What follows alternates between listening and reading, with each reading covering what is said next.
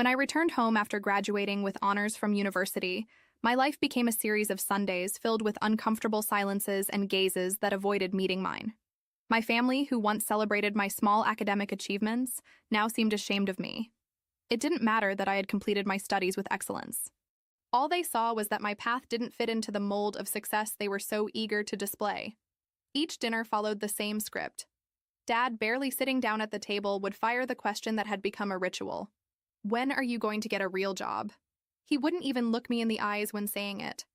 It was as if my mere presence in the house was an uncomfortable reminder of a failure that to them was as evident as it was shameful. Your cousin was just promoted to junior partner at his law firm, Dad would say with pride. Your sister is dating a finance guy and you're still playing at building your business. He said it with that mocking tone he reserved for childish things, as if I were a child trapped in an office game. I clearly remember the day I got my first real contract, $500 for redesigning a local bakery's website. I ran down the stairs, my laptop in hand, my heart about to burst from my chest. Dad, Mom, look, I announced with a smile that barely fit on my face. I just signed with my first paying client. I slid the laptop across the table, hoping to see in their eyes the pride I had sought so many times. Dad barely glanced at the screen before changing the subject. That's nice, honey. Did you know your cousin Mark just bought a new BMW? 28 years old and already driving a luxury car. He handed me back the laptop without even reading what I was showing him. Mom, on the other hand, didn't even pretend to be interested.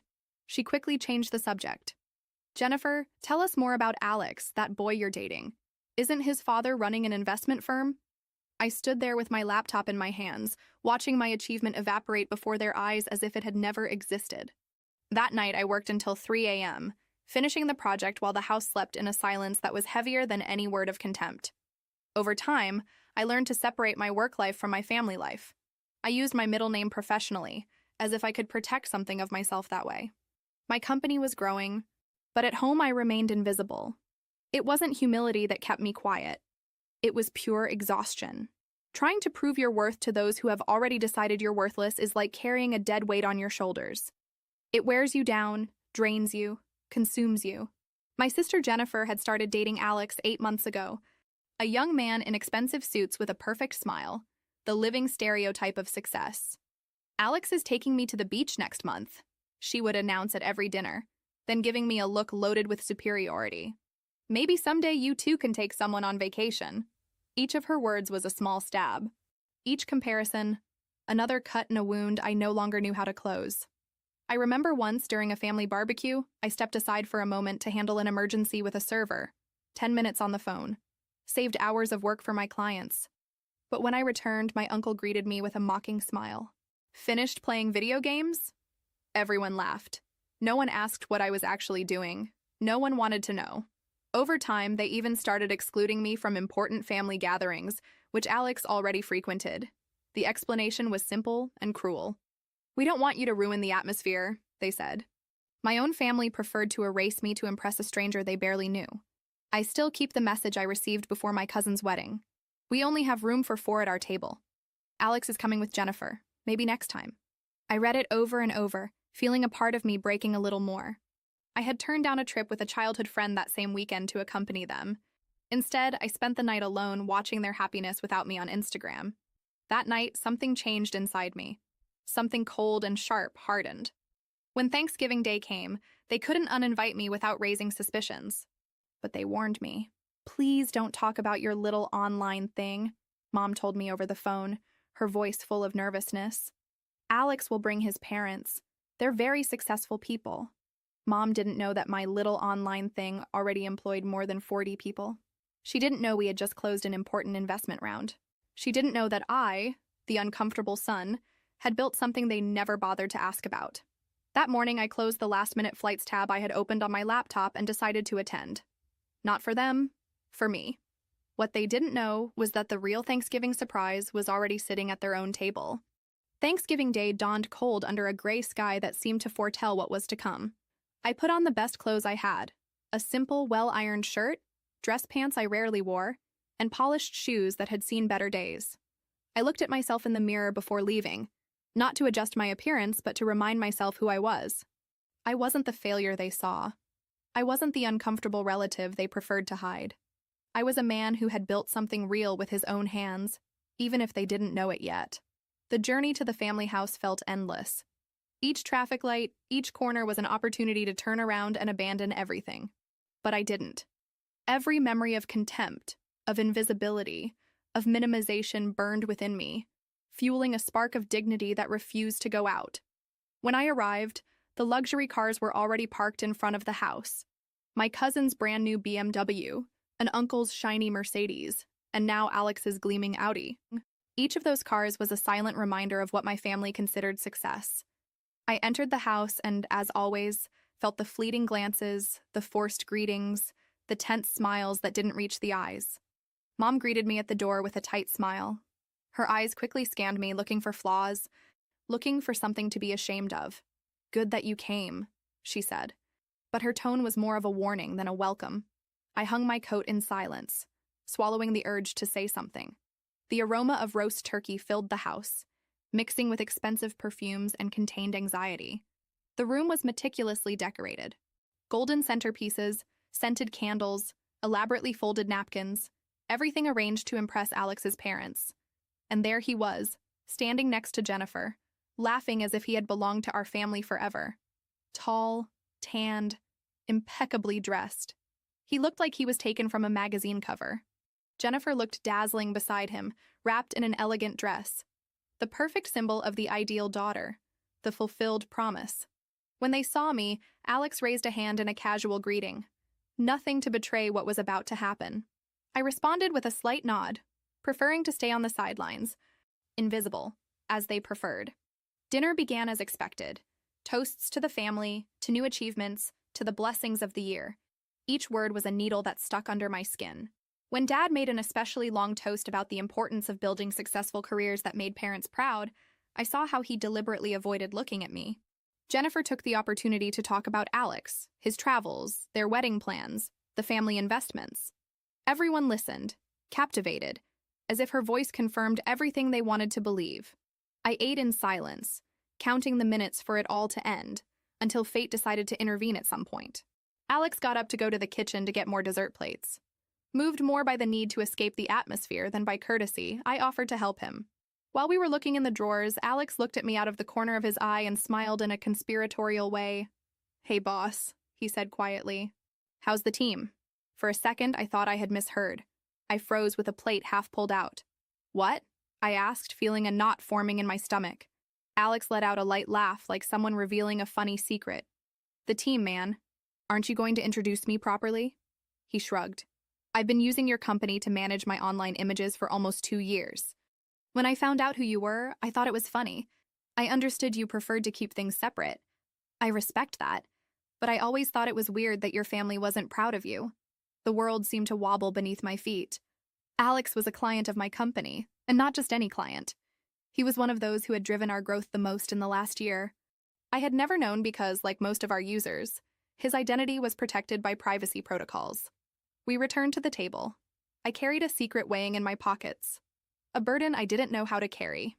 Alex, however, seemed determined to bring it to light. When dessert arrived and the toasts resumed their course, it happened. Alex stood up, raised his glass, and with a smile said, "I propose a special toast." Everyone looked at him expectantly. "To the man who has made much of my success possible this year, not only on a personal level, but professionally. A guy who deserves much more recognition than he has received tonight." "A round of applause for my boss," he shouted, pointing directly at me. The entire room fell into a leaden silence. The silence that followed Alex's toast was thick, almost solid. I could feel every gaze fixed on me, as if I were suddenly a completely new figure before them. My parents' faces froze. Horror, disbelief, and something deeper, a barely disguised fear. Jennifer dropped her glass, spilling wine on the white tablecloth. My aunt coughed uncomfortably, and my cousin sat with a piece of turkey half chewed in his mouth. I remained still, hands on my lap, as if containing myself was the only way not to bring down the entire scene with a single blow. I didn't need to speak. I didn't need to justify myself. The truth, after years of imposed silences, revealed itself alone, luminous, impossible to ignore. Alex, completely ignoring the tension or perhaps enjoying it, continued cheerfully. "Yes, I've not only been using his services for years," he said, I've also recommended his company to many of my colleagues. He's brilliant, visionary, a true leader, and you have the privilege of calling him family. An uncomfortable murmur ran around the table. Mom was the first to try to regain some control. She cleared her throat awkwardly and forced a smile. Well, we didn't know you two knew each other so well. Alex let out a sincere laugh. Know him? If it weren't for his company, I wouldn't have gotten the promotion you're celebrating today. He lowered his voice, as if sharing a secret. Some of my partners are also his clients. Believe me, ma'am, your son is someone very important. I saw how Mom paled. Dad, who always showed so much pride talking about others' achievements, now seemed not to know where to look. My uncles, previously so condescending, shifted uncomfortably in their seats, exchanging furtive glances, and Jennifer trembled with contained rage.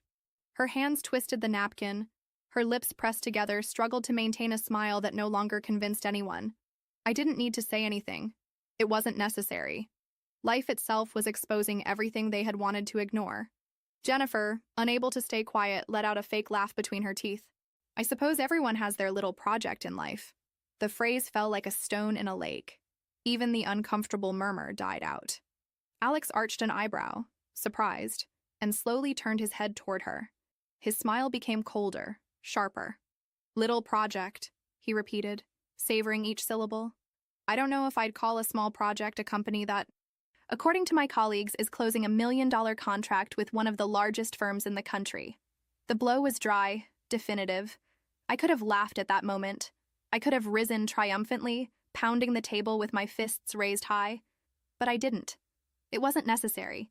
Each of Alex's words was a hammer tearing down, one by one, the rotten foundations of a facade that for years my family had protected with such care. The desserts were left abandoned on the table. No one had an appetite. Some excused themselves to go to the bathroom. Others pretended to check their phones with sudden interest. Mom murmured something about bringing coffee, her voice barely audible. Dad stared fixedly at the candle in the center of the table, as if hypnotized by the small, wavering flame. Then Alex leaned toward me and whispered so softly that only I could hear him. You know, I've always wanted to work directly with you. Maybe we can talk about that soon. It took me a few seconds to take in what he was saying. Not only had I been publicly recognized, not only had I been vindicated in the eyes of those who had most belittled me, now, moreover, an even greater opportunity was opening up before me.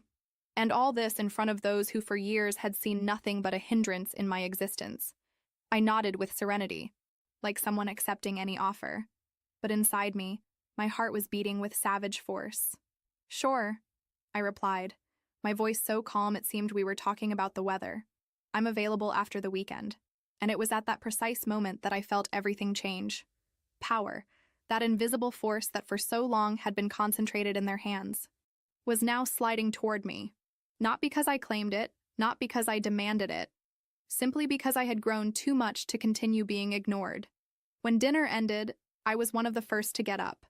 I didn't wait for the fake hugs or forced goodbyes. I put on my coat, firmly shook Alex's hand, and went out into the cold night. The freezing air hit me in the face like an invigorating slap. It didn't hurt. On the contrary, I felt more alive than ever. I walked to my car. Not the most luxurious on the street, but mine. A symbol of everything I had built my way. Imperfect, but authentic. I sat at the wheel, started the engine, and before leaving, I closed my eyes. I took a deep breath, not for the humiliation I was leaving behind, but for the silent promise of the future I had begun to build. A future where I finally didn't need anyone's approval to feel enough. That night, as I drove back home, I understood something. The most powerful validation doesn't come from those who doubted you. It comes from yourself. From not having given up when everything seemed against you. From having continued building brick by brick even when no one was applauding. And deep in my soul, I knew that night was just the beginning. The days that followed that dinner were silent. Uncomfortable. The entire family seemed to have signed an unspoken pact. Pretend nothing had happened. As if Alex's toast could be swept under a rug made of trivial conversations and forced smiles. But something fundamental had changed. I felt it in every brief call, in every text message full of polite but empty phrases, in every averted gaze during family encounters. I was invisible, but also not accepted. I was uncomfortable. A living reminder of everything they had not wanted to see. And to my surprise, it didn't hurt me. not in the way it once hurt me. It was more like a slow release, like taking off a heavy coat after walking under the sun. I had regained something I didn't even know I had lost, my dignity. But I also understood something else. A deeper part of me, more wounded, was still wondering why it had to go this far for me to be seen. Was it not enough to have worked hard, to have dreamed big, to have persevered in silence? The following Monday, as I walked to my office, a sense of belonging enveloped me. There, among my team, among those who had accompanied me on long nights and uncertain beginnings, I was already valued. They didn't need a grandiose toast to see it. They knew it in the way they greeted me, in their genuine respect, in their silent trust. While reviewing contracts and answering emails, my cell phone vibrated on the table. It was a message from Jennifer. "Can we talk?" I stared at the screen for a few seconds. Part of me wanted to ignore it, move on, leave the past where it belonged. But another part, more curious and perhaps more compassionate, felt the need to know what she was seeking. I agreed to see her. We arranged to meet at a downtown cafe, neutral ground where emotions couldn't easily overflow. I arrived early and sat in a corner watching people pass by. I thought about how much my life had changed, how some wounds, despite everything, were still there, barely covered by a thin layer of success. Jennifer arrived late, as always, but something about her was different. She didn't come wrapped in her usual aura of perfection. No designer clothes, no flawless makeup, none of the arrogance that usually accompanied her. She seemed smaller, more real. She sat across from me, ordered a coffee, and for several minutes just played with the spoon, avoiding my gaze. Finally, she raised her head. "I wanted to apologize," she said, her voice barely a whisper, "for how we treated you." I didn't know what to respond immediately. The apology, though welcome, sounded rehearsed, more like a need to clean her own guilt than to acknowledge the real damage. I stared at her. "Do you really want to apologize, or do you just want to feel better about yourself?" I asked calmly, without rancor, but with a new firmness. Jennifer opened her eyes wide, surprised by my tone. For the first time, I wasn't the younger brother seeking her approval. I was a man who knew who he was and what he was worth. "I guess both," she admitted, dropping her shoulders with a tired sigh. "I never thought that—" She stopped, searching for words. "Never thought I would achieve anything?" I completed. Without softening it, she lowered her head. There was no need for her to say it. Her silence was a confession. And then I saw something in her that I hadn't seen before. Vulnerability. A glimpse of the girl who had also been molded by the blows of others' expectations. Jennifer wasn't just the golden daughter, the favorite. She was also a victim of that relentless family mold. The one that allowed no mistakes, that demanded brilliant successes that could be flaunted to others. "You were always brilliant," she whispered. But Dad, Mom, everyone expected something else. A pompous title, a suit and tie job, something they could show off at family gatherings. I leaned back in my chair and let her words float in the air. It wasn't personal. It never had been entirely. It was fear, insecurity, a desperate need to validate themselves through us. I smiled slightly, not in mockery but in understanding. "I didn't build my life to impress them," I said. "I built it because I believed in myself, even when no one else did." Jennifer nodded. And for a moment, all the pride, all the rivalry, all the absurd competition evaporated. We were just two siblings, two survivors of the same invisible chains. We said goodbye with an awkward handshake. A small gesture, but full of meaning. It didn't solve everything. It didn't erase years of distance or wounds. But it was a beginning. That night, as I drove back home, I understood something even deeper. The real triumph isn't that they finally recognize you. It's being able to see those who hurt you for what they are. Broken human beings trapped in their own limitations. I didn't need their approval. I didn't need their conditional love. I had already won the most important battle, not betraying myself. And in the silence of my car, as the city blinked around me, I smiled because I knew my story was just beginning. Life has a curious way of settling scores, not always when one wants or how one expects. But sooner or later it does. During the months that followed, that truth was revealed in small details. My company continued to grow solidly. It wasn't an explosive rise like those that make headlines. It was steady, silent, and real. Each new client, each expansion, each signed contract was a silent testimony to the years of effort that no one had wanted to see.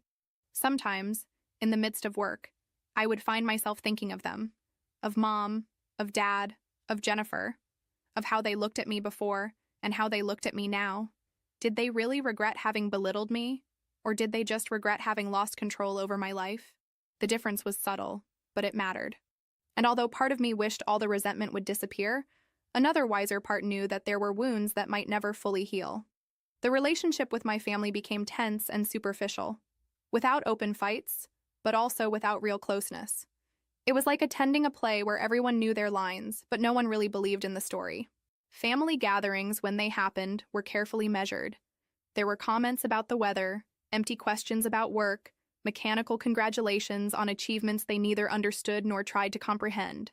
Dad, who previously boasted proudly of other relatives' successes, now spoke of me in vague terms. He has his technology company, he would say, like someone mentioning something he doesn't fully understand. Mom had adopted another approach, active denial. Whenever someone mentioned my projects or achievements, she skillfully diverted the conversation to safer topics. Jennifer's vacations, some cousin's promotion, anything but talking about me. But it no longer hurt me. Far from it, it gave me an unexpected peace. I no longer needed their validation. I no longer sought their applause. My validation came from elsewhere. It came from clients who trusted me, from employees who built their future alongside me, from partners who bet on my ideas. And above all, it came from within, from knowing that I had endured, that I had persisted, that I had overcome. One spring afternoon, while reviewing contracts in the office, I received an unexpected call. It was Alex. His tone was relaxed, as always, but there was an underlying urgency in his voice. "Do you have a moment?" he asked. "I want to propose something to you." We agreed to meet that same week at his office. When I arrived, he greeted me with a broad smile, a cup of coffee in hand. The atmosphere was elegant. Glass walls, minimalist furniture, discreetly expensive artwork, all designed to impress. But those things no longer impressed me. I had learned that real value isn't measured in luxurious offices or high-end cars. It's measured in principles, in character, in the ability to build something authentic. We sat face to face, and without preamble, Alex presented his proposal. "I want you to consider a strategic alliance," he said. "My firm is interested in investing in your company, not to control it, not to change it, but to boost it." I remained silent, processing his words. It was a huge opportunity. Access to capital, contact networks, new markets. But it also meant opening doors, exposing oneself more. And I, after everything I had experienced, was cautious. "I appreciate the offer," I finally replied. "But before accepting, I need to know something." Alex raised an eyebrow, curious. "Why now?" His smile was honest, without a trace of mockery. "Because now I see what you've built," he said. "Because now I understand that it wasn't you who had to adapt to us. It was us who had to learn from you." His words touched something inside me. It wasn't an act of charity. It wasn't a handout. It was genuine respect. We spent hours discussing details, conditions, expectations, visions for the future. When I left that meeting, I carried a pre-agreement under my arm. A sense of achievement that didn't need applause to be valid. It was enough to know that once again, I had gotten there on my own merits. The following months were dizzying. The alliance with Alex allowed us to expand our operations to new cities. We hired more talent, launched new divisions. We positioned ourselves in sectors where before we were hardly known. Each small step was a silent victory over the ghosts of the past. And yet, I never forgot my roots. I never allowed success to blind me or make me arrogant. I remembered well the Sunday dinners, the averted glances, the hurtful words. Not to live trapped in resentment, but to never become what they had been to me. To always know what I was worth, even when no one else saw it. One autumn afternoon, as I was walking to my car after a meeting, I ran into Dad on the street. It was a casual, unexpected encounter. He saw me, hesitated for a second, and then approached. "I've heard good things about your company," he said, almost in a whisper. I looked at him for signs of sarcasm or condescension, but there were none. Just an awkward, uncomfortable honesty, like a man trying to mend something, but not knowing how. "Thanks," I replied simply, without rancor. There were no hugs, no tears. Just two men silently acknowledging the long roads each had traveled. Sometimes I thought as I walked away, forgiveness isn't given in words. It's given in continuing to walk, in continuing to build, in not allowing the past to define who you are. And I, now more than ever, knew exactly who I was. As I drove back home that afternoon, the city lights passed like blurry stains in front of the window, and I thought about all the versions of myself I had been: the promising son, the diligent student, the uncomfortable relative, the failed professional, the invisible entrepreneur. I realized something I had been feeling for a long time. I had always tried to fit into an image that wasn't mine, into an expectation that didn't belong to me. But now I knew, with a new certainty, that that image no longer defined who I was. That small recognition from Dad, though awkward and late, was like closing a chapter, not because I needed his approval, but because I understood that I no longer had to carry the need to be accepted by those who only knew how to value trophies and not trajectories. I was more than that. I always had been. They simply never knew how to see it. The following days were busy and exciting. New contracts, new alliances, new challenges. But in the midst of that whirlwind, one day I received a call I didn't expect. It was Mom. She almost never called me without reason, except for birthdays or emergencies. "Do you have a moment to stop by the house?" she asked. "I'd like to talk to you." There was something in her voice, a different softness, as if she were walking on unexplored terrain. I agreed, not out of necessity, but out of curiosity. When I arrived, the house was quiet. Mom greeted me in the living room with 2 cups of coffee on the center table. It was the same room where years ago they had ignored me. But that day the atmosphere was different. Dense, vulnerable, real. We sat down. Mom nervously wrung her hands, struggling to find the words. "I wanted to apologize," she said without preamble. "Not just for what happened at Thanksgiving, for everything." I remained silent. Not out of coldness, but because I didn't expect this openness. She took a deep breath and continued. "I thought we were doing the right thing. Pressing you, pushing you to follow the path everyone expected.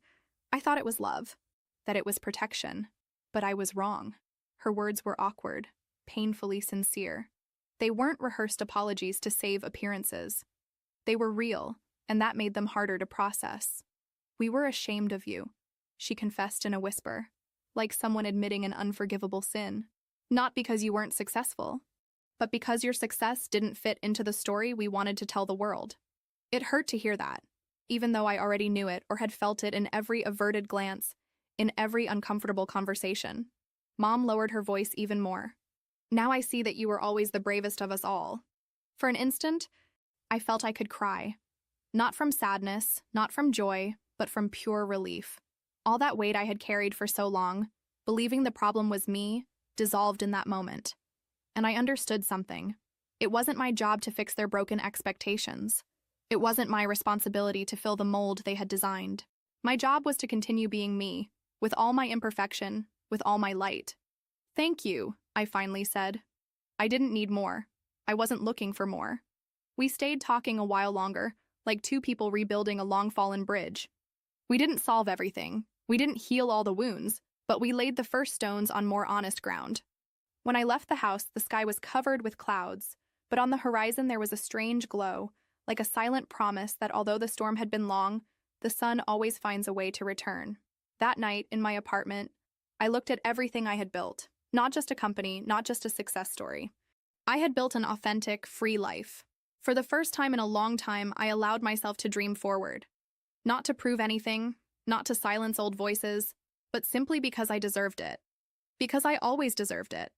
And although I didn't know exactly what came next, I knew one thing with total certainty. I would face it standing, with my head held high. Because now I knew an unshakable truth. Who you are doesn't depend on who recognizes you.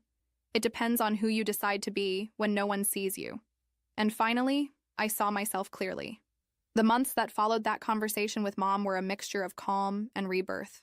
Life finally gave me space to build without looking back, without seeking approval, without begging for recognition.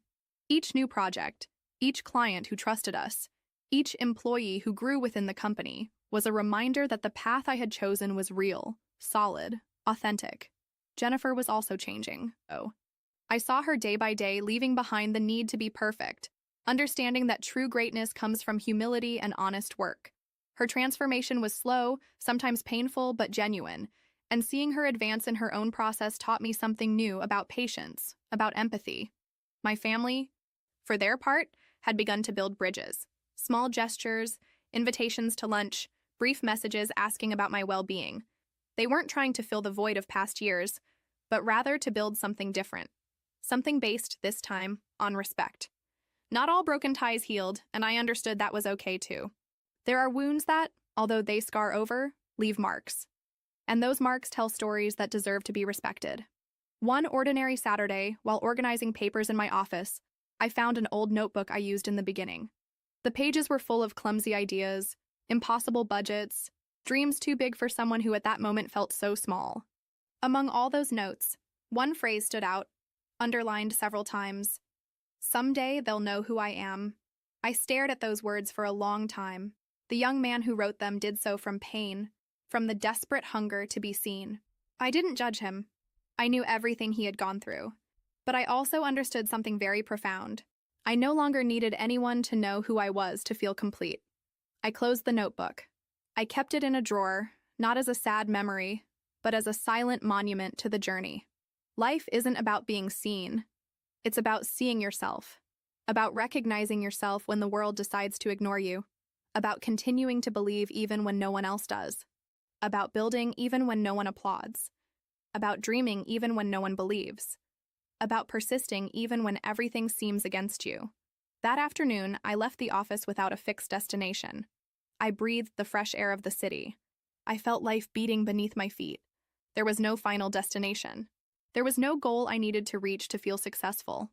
The real victory was this: being able to look back without regrets, look at the present with gratitude, and look to the future with hope. Because in the end, that's what matters most.